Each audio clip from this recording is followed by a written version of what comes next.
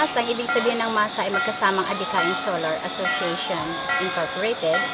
Ito ay isang non-profit, non-stock organization na ang layunin ay makapaghatid ng kaalaman at tulong sa mga lugar na hindi nararating ng ating electrical local provider, lalo na yung mga katutubo at mga komunidad na nasa mga liblib na lugar katulad ng mga kabundukan na mahirap talaga siyang marating ng elektrisidad.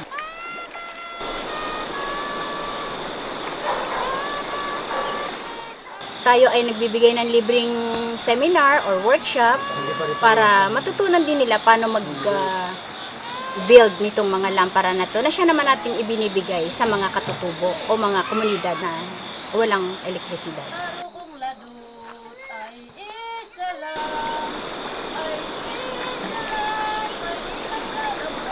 Naggagawa tayo ng lampara sa mga katutubo. Tinutulungan natin sila magkaroon ng livelihood dahil kasi sila yung pinapagawa natin ng lampara. Na ang lampara namang ito ay pinapa-workshop natin sa mga CSR para matuto rin sila mag-assemble ng lampara, matuto sila ng gumawa ng circuito na to para mapailaw yung lampara. Ito naman ay binibigay natin sa ibang katutubo o komunidad na nangangailangan ng lampara.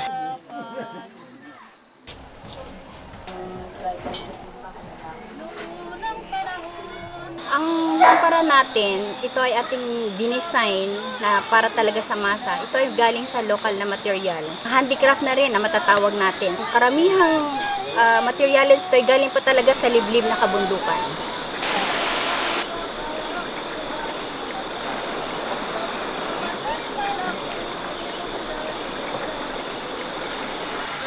Ang ating mga katutubo natin pinaggagawa nitong ating lampara ay malaki ang naitutulong ng MASA Inc. sa kanila kasi ito ay pandagdag kabuhayan na rin nila.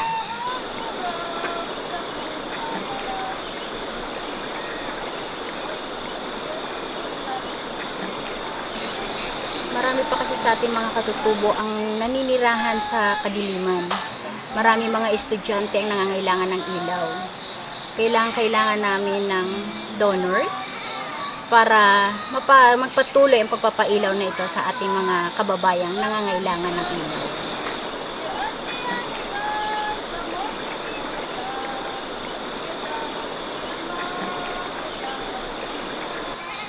Pwede kayong bumisita sa aming website, sulatan kami sa aming email, or tawagan kami sa aming telepono.